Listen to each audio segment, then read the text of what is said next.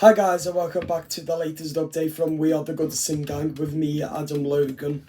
This is your match preview ahead of Everton's game on Saturday at 12:30 facing Man City at the Etihad at 12:30. Another 12:30 kick-off where Everton Sean Dyche's side will travel down to the Etihad to face Manchester City in the Premier League. As Sean Dyche has got a one-match ban on the touchline in the dugout too, so Sean Dyche will be up in his seat, and Ian Roby will be in charge as the squad, and that as Sean Dyche has to miss his one-game suspension due to the corrupt of the Premier League. But as I said, it's going to be a massive hard game for Everton and for Sean Dyche, but massively it's going to be good for Everton. Ian Roby will have to replace Sean Dyche after picking up a yellow card, and it feels like he was giving us a hard one, the touchline.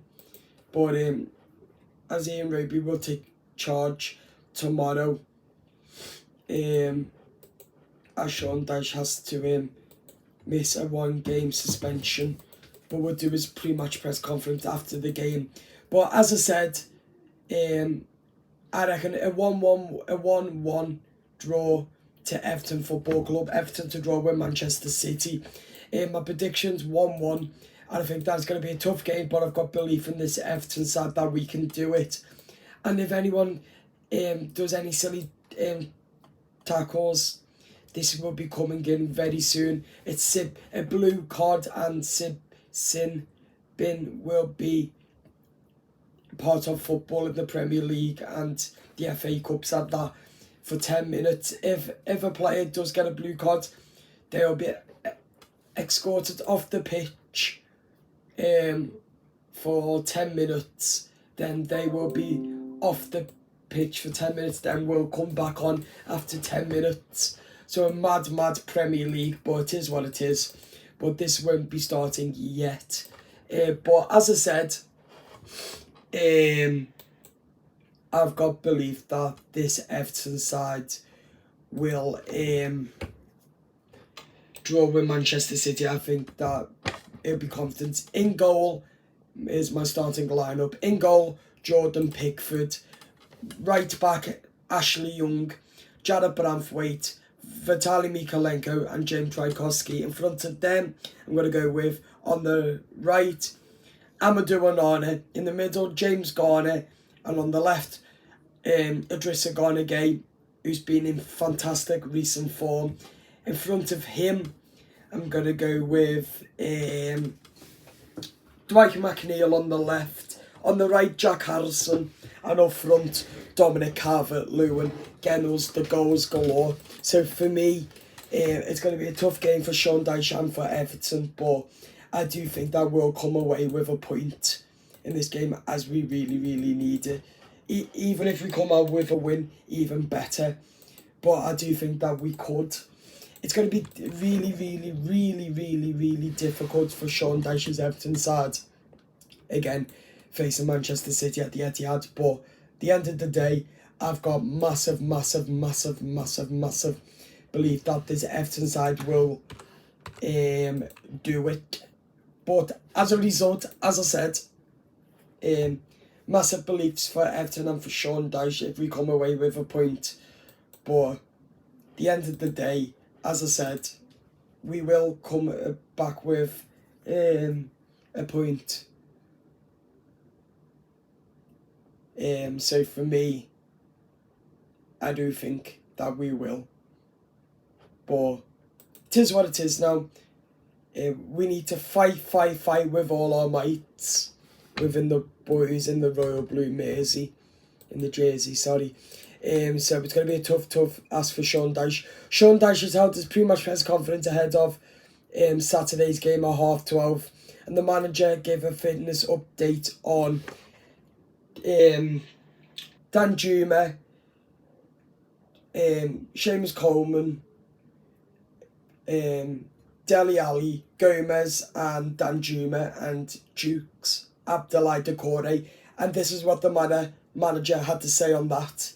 in his press conference today. Here's Sean Dyche with his press conference. To preview our game against Manchester City, we'll start off with Aaron at Sky Sports. Thanks, good afternoon, Sean.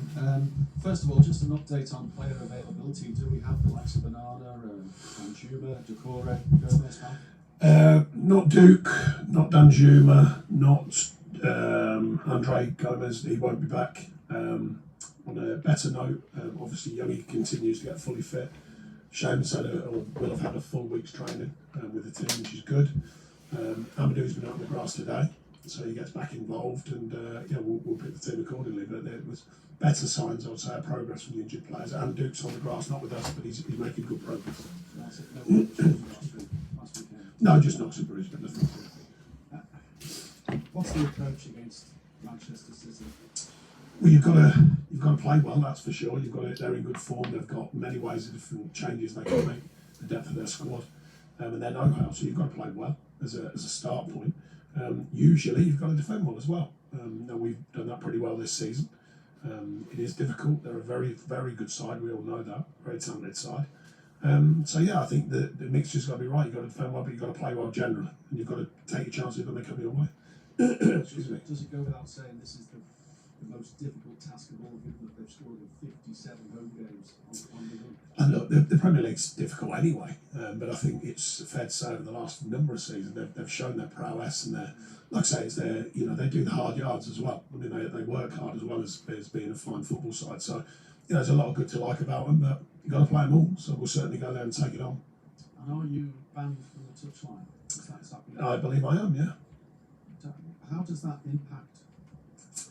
It's just working with your staff more closely, earpiece and all that's not the same as being down there at pitch level. For me, I quite like being at pitch level, obviously, and that kind of connection with the team. But it's one of them things, what's done is done. Excuse me. Last week for protesting about the non-award of a penalty. No, it wasn't. It was actually the second foul on Beto. The first one was the non-penalty, and as everyone knows, we haven't had one. And then the second one was the foul on the edge of the box on Beto. Which I thought was the worst decision, to be honest. And then the challenge is, they say about our dugout, the technical area and being respectful of the game and all that sort of stuff. Ours are tiny, they're about 6 feet, and 6 feet from there's no room anyway. So to step 1 yard and you're in the other technical area, and some managers running all over the place down the pitch and all sorts, but no booking. So who knows? I don't know what the rules are anymore. I try and be natural and just respond to what happened right in front of my eyes. Is that one of the strangest stats so far that you haven't had a penalty this season?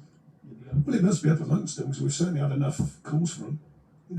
One down Tom pulling shirts, the other one the other day I thought was one, and I've seen the ones that go against us, and I don't know what kind of contact is contact anymore. And I think a lot of people in the game are kind of nervous around contacts in the box for the wrong reasons. Some are given for someone touching their shoulder and their legs buckle. I've never worked that one out, but they get penalties. And then Beto's clearly pushed off the ball the other day.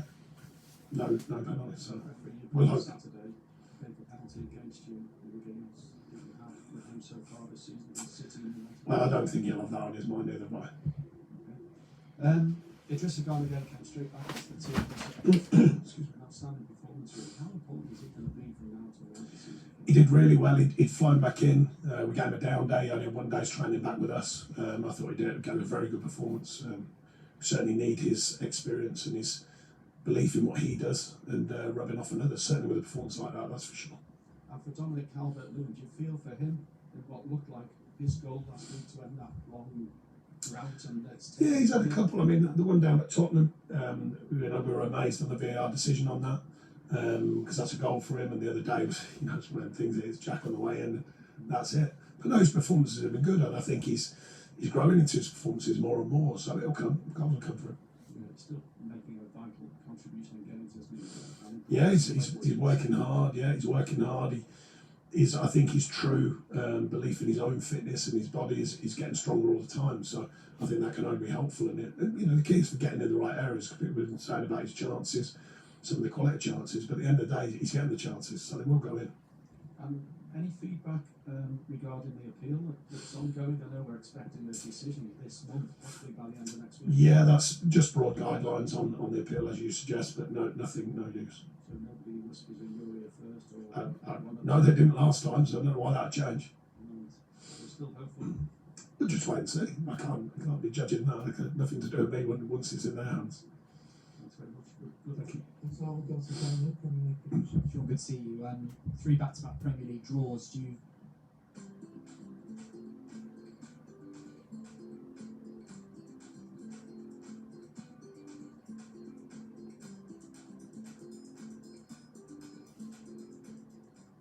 Hey, I'm Katie with StreamYard, and today I'm going to teach you about our new feature, Local Recordings. We are super excited to give you even more ways to level up your recordings, podcasts, webinars, whatever you make on StreamYard.